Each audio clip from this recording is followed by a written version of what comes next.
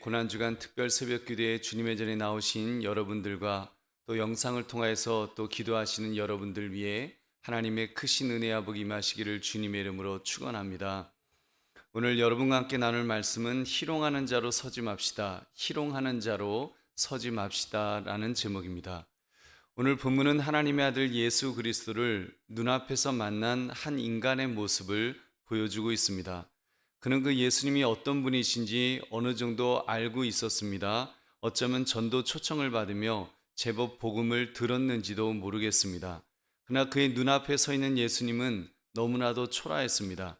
자기가 그 가진 힘과 비교해 볼 때 그 예수님은 그냥 쿡 하고 이렇게 누르면 터질 것 같은 그런 민물처럼 보였을 것입니다.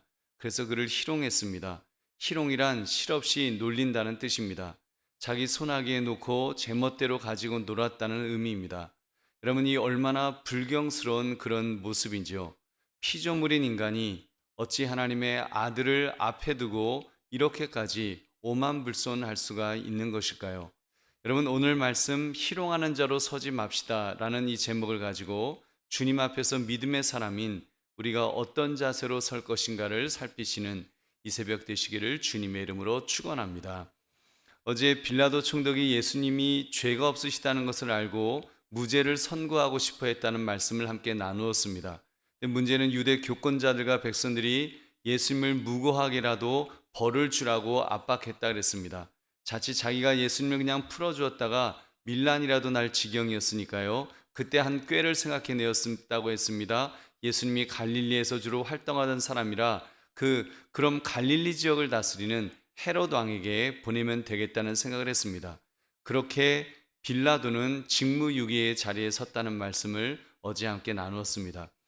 여러분, 당시 헤롯은 분봉왕으로서 그 지역을 다스리고 있었습니다. 분봉왕은 나눌 분자 봉할봉을 사용해서 한 나라를 나누어서 그 하나를 통치하는 사람을 가리킵니다. 이 분봉왕이라는 단어를 원어로 살펴보니까 넷을 상징하는 단어하고 통치자라는 단어가 합성된 단어임을 알 수가 있었습니다. 그러니까 헤롯 왕은 빌라도와 함께 팔레스타인 지역을 이렇게 분할해서 유대 지역은 빌라도가 총독으로, 그리고 갈릴리 지역은 헤롯이 왕으로서 그렇게 다스렸던 것입니다. 둘 사이는 친한 사이는 아니었습니다. 은근 경쟁할 수밖에 없는, 좀 서로 신경전을 벌이는 그런 사이였습니다. 그런데 예수님을 희롱함에 있어서는 마음이 합했던 것 같습니다.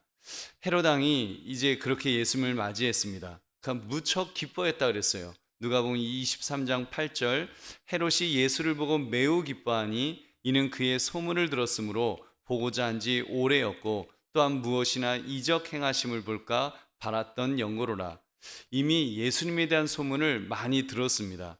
헤롯 자신의 집안에도 그렇게 복음이 이미 들어와 있었기 때문입니다. 헤롯의 청직인 구사와 헤롯의 젖동생인 마나엘은 기독교인이었습니다.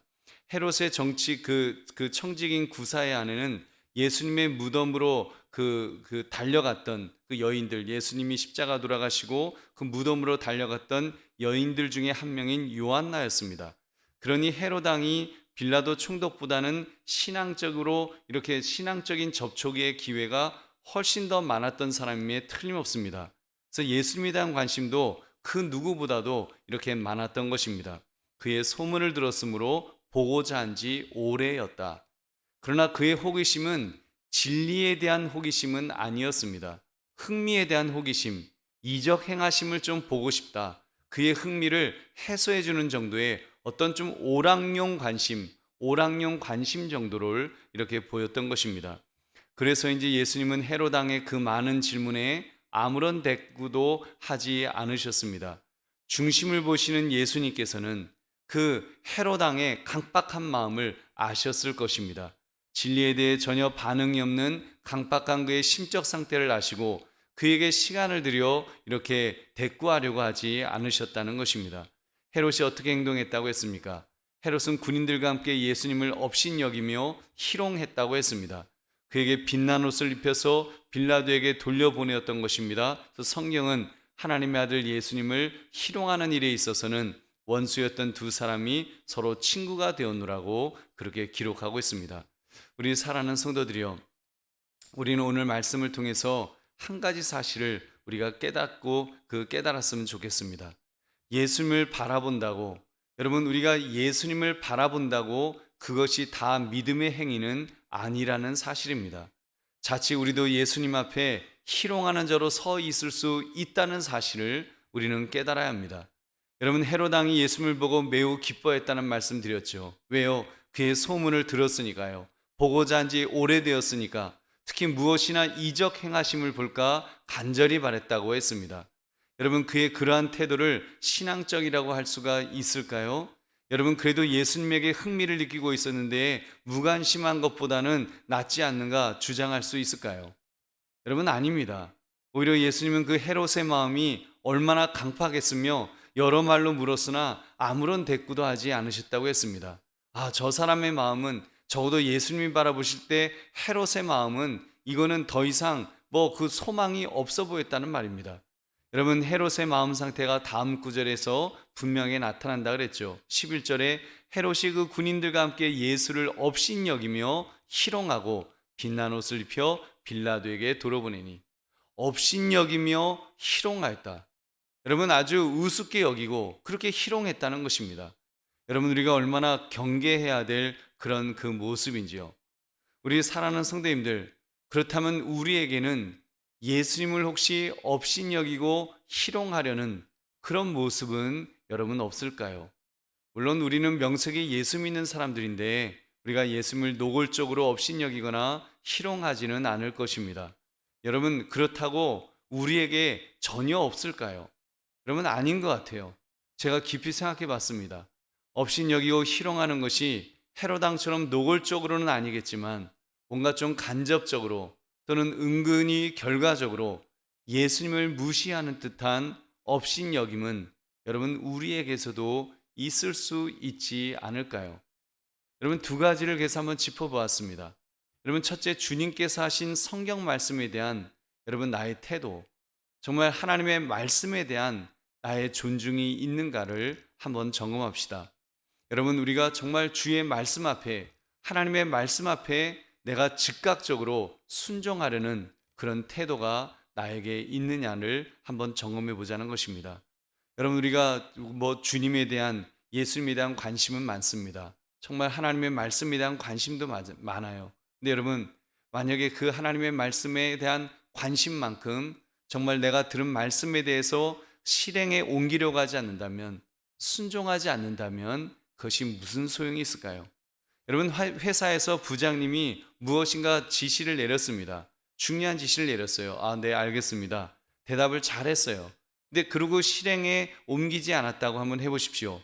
그것도 한두 건이 아니고 이게 대부분을 그냥 듣기만 할 뿐, 네, 알겠습니다. 그렇게 듣기만 할 뿐 행동으로 옮기지 않는다면 아마 그 부장님은 그렇게 생각할 것입니다. 아무개가 나를 업신여기고 있구나. 아무개가 나를 업신여기는구나. 여러분, 세상 말로 하면은 용서하시고 들으십시오. 저 친구가 나를 개무시하나? 아마 그렇게 생각할 것입니다. 여러분, 존중한다면 들은 말씀을 실행에 옮길 것입니다. 존중하면 반드시 순종하게 되어 있습니다. 그것이 존중하는 자의 마땅한 태도가 아닐까요?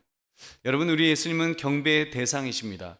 마땅히 경배받으셔야 될 하나님이시라는 말입니다. 우리 영적 흥미를 채워주는 그런 흥미의 대상이 아니십니다. 예수님은 무슨 연예인 같은 분이 아니십니다. 흥미는 끌지만 내 삶에는 전혀 영향력을 끼칠 수 없는 비현실적인 아이돌이 아니라는 말입니다. 예수님은 우리의 진짜 주인이신 줄로 믿습니다. 여러분, 진짜 주인님이십니다. 주인님, 명하십시오. 순종하겠나이다. 여러분, 우리의 태도는 이것이 진정으로 우리가 주님을 주님으로 모시는, 하나님으로 모시는 그런 자의 태도인 줄로 믿습니다. 여러분, 저는 북한의 체제를 너무너무 싫어합니다만 딱 한 가지는 본받을 점이 저는 있다고 봅니다. 김정은이가 말을 하면 나이 많은 공산당 고위 간부들이 펜을 들고 열심히 수첩에 메모를 하는 것입니다. 왜 하겠습니까? 김정은 노동당 제1비서님의 말씀을 모두 순종하려고 열심히 받아 적습니다. 그렇게 지시사항을 적은 것은 반드시 실천에 옮기겠죠. 목숨을 걸고서라도 실행에 옮길 것입니다. 왜냐하면 안 하면 여러분 뭐 죽겠죠. 여러분 그러나 우리 주님은 주님의 말씀을 우리가 듣고 실행에 옮기지 않았다고 그 자리에서 벼락을 내리지 않으십니다. 그렇다고 계속해서 안 해도 되는, 업신여기도 되는 분이 결코 아니십니다. 여러분 그 점을 오늘 이 새벽에 우리가 정말 헤로당의 그런 희롱하는 자의 그런 이 모습으로 있는 그 모습을 바라보면서 여러분 우리가 주님의 말씀을 대할 때 순종하기를 결단하시기를 주님의 이름으로 축원합니다. 두 번째, 주님께서 만드신 피조물에 대한 존중이 있어야 합니다. 여러분 요즘 이 땅에 뜨거운 문제가 되는 그런 대부분의 문제들이 여러분 무엇이 결여되어 생긴 일이라고 생각하십니까? 저는 존중의 결여라고 그렇게 생각합니다. 존중의 결여. 하나님께서 창조하신 피조물에 대한 존중이 기본적으로 결여되어 있기 때문입니다. 여러분 이번 지방자치단체장 선거의 원인이 여성에 대한 성희롱 사건이 주 원인입니다. 성희롱 결국 존중의 결여입니다. 여성을 존중해야 할 나와 동등한 한 인격체로 보는 것이 아니라 자신의 성적 욕구를 채워줄 그런 재미의 대상으로 보는 데서 시작된 것입니다. 그 죄값을 자신들도 그리고 온 국민들도 이렇게 치르고 있습니다. 여러분 성희롱만 그런가요? 정인이 사건, 생후 2주 영아를 던져 숨지게 했던 사건, 그런 사건들 모두가 생명에 대한 존중이 없어서 생긴 문제입니다. 말 못하는 아이라고 양육하다가 너무 힘들고 어렵다고 화가 난다고 여러분 집어던진 사건, 발로 밟은 사건, 모두 그 생명에 대한 존중함이 없기 때문입니다. 내 자녀라고 힘없는 아이라고 내 성질대로 함부로 때리고 팽개쳐도 괜찮다고 여겼던 것입니다. 결국 한 명의 그 인격체라고 하는 존중의식이 전혀 없었던 것입니다. 여러분 지금 미얀마에서 벌어지고 있는 무고한 백성들이 총에 맞아 죽고 심지어 집안에까지 들어가서 어린 아이를 총으로 쏴서 죽인 사건이 지금 발생하고 있습니다. 어떻게 경찰과 군인이 어린아이를 향해서 방아쇠를 당길 수가 있을까요? 여러분 어떻게 진압군인 2명이 어느 청년을 막 무릎으로 기어다니게 하고 질질 끌고 다니면서 그렇게 그 희죽희죽 웃는 그런 장면을 볼 수가 있을까요? 여러분 그거 역시 무고한 생명에 대한 희롱입니다. 어떻게 인간이 인간을 향해서 그런 비인간적인 행동을 할 수 있을까? 여러분 기본적인 문제는 한 가지죠. 시민에 대한 존중하는 마음이 그것이 없어서입니다. 진정 존중하는 마음이 있었다면 결코 일어날 수 없는 그런 사건들입니다. 여러분 그렇게 존중함이 없는 행동을 하는 사람들 무슨 특별한 사람들일까요? 여러분 그 사람들은 뭔가 좀 다른 사람들일까요? 아닙니다. 우리와 똑같은 그런 인간들입니다. 그렇기 때문에 자칫 우리 믿음의 사람들도 정말 우리 역시도 깨어있지 않는다면 고난주간을 맞이하고 주님의 십자가 앞에 서 있는 나의 모습이 어떠한가를 바라보는 우리도 깨어있지 않는다면 나도 모르게 희롱하는 자로 서 있을 수 있다는 사실입니다. 여러분 나의 행동이 희롱이 되지 않을까? 우리는 진지하게 자신을 돌아봐야 됩니다. 나를 돌아봐야 돼요. 저 역시도 마찬가지입니다. 저도 어제 제 아내에게 그래서 물어봤습니다. 여보 혹시 내가 당신을 존중하지 않는 그런 행동을 한 것이 없었나요? 하고 물어봤어요. 나 있었다면 오늘 설교하기 힘들어요. 먼저 용서를 구해야 돼요. 하고 제가 이렇게 물었습니다. 다행히 제 아내가 봐줬는지 괜찮다고 해주었습니다. 여러분 그래서 제가 하여튼 여러분 그런 모습, 먼저 내 자신을 돌아보려고 하는 그런 모습. 여러분 제가 성인지 감수성을 높여주는 책들을 이렇게 읽어보니까 많은 깨달음을 얻게 되었습니다. 이전에 저도 별 생각 없이 했던 행동이 누군가에게는 성적 수치심을 느끼고 상처가 될 수 있다는 것을 그렇게 깨닫게 되었습니다. 여러분 그 성인지 감수성이 낮아서 함부로 하는 것, 여러분 결국은 하나님의 형상을 가진 사람에 대한 희롱이 될 수 있을 것입니다. 여러분 결국 주님을 향한 희롱이 되지 않을까요? 저우들이 믿음의 사람이 그런 모습이 있다고 한다면 그것은 결국은 우리가 주님 앞에서 살아가는 사람으로서 우리가 누구를 만나더라도 어떤 사람을 대하더라도 그 주님 앞에서 살아가는 믿음의 사람으로서 결국 주님을 향한 희롱이 되지 않겠냐는 말입니다. 여러분의 배우자에 대해서도 깊이 생각해 보십시오. 여러분이 생각 없이 쏘아붙인 뾰족한 말이 상대방의 마음을 상하게 하지는 않았을까요? 힘으로 윽박지르고 무시하고 했던 행동이 혹시 업신여기 여김을 당했다고 상대방은 그렇게 느끼지 않았을까요? 만약 배우자가 그런 느낌을 가졌다면 결국 믿음의 사람으로서 주님을 희롱하는 자로 서 있는 것과 별반 다르지 않다고 봅니다.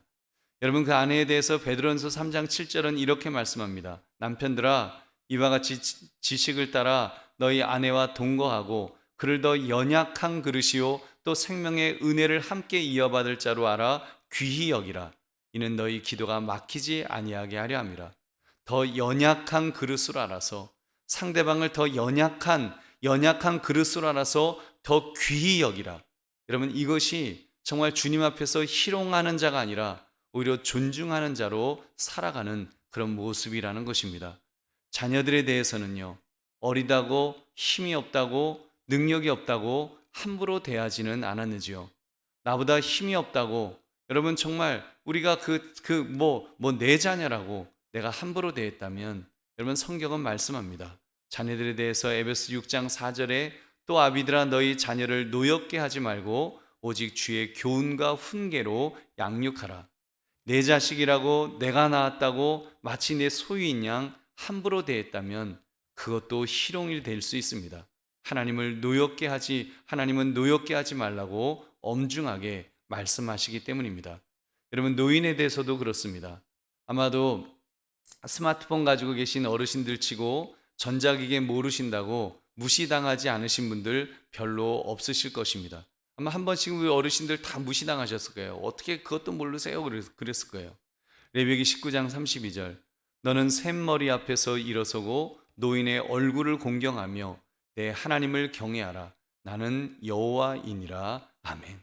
여러분, 의도적으로 하나님을 경외하듯이 부모 공경을 하려고 해야 됩니다. 그것 역시 희롱의 자리에 서지 않는 비결이 아닐까요?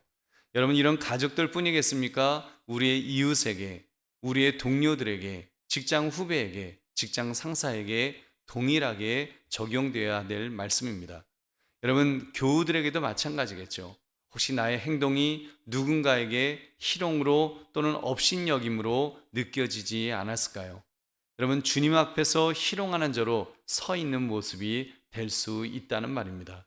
그러므로 주님이 창조하신 모든 피조물에 대해서 존중하는 마음을 잃지 마시기를 주님의 이름으로 축원합니다. 말씀을 맺습니다. 희롱하는 자로 서지 맙시다. 여러분, 이 제목처럼 헤로당은 참 형편없는 사람이다, 어떻게 예수님을 희롱할 수 있는가? 우리 그 헤롯이란 사람에 대해서 비난의 화살을 던지지 맙시다. 여러분, 자칫 나도 희롱하는 자로 서 있을 수 있음을 우리가 꼭 기억합시다. 하나님의 형상을 가진 나의 형제 자매들을 존중하지 못할 때, 여러분 존중하는 마음이 결여되는 순간 우리도 희롱하는 자가 될 수 있음을 여러분 우리는 꼭 기억해야 됩니다. 여러분, 그리고 내가 하나님의 말씀 앞에 제대로 순종하지 못할 때, 분명히 하나님의 말씀은 순종하라고 주어진 말씀임에도 불구하고, 주님의 명령임에도 불구하고 내가 그것을 습관적으로 무시하고 살았다면 그 역시도 여러분 우리의 모습 속에 희롱하는 자의 그런 모습이 비추어지는 것은 아닐런지요.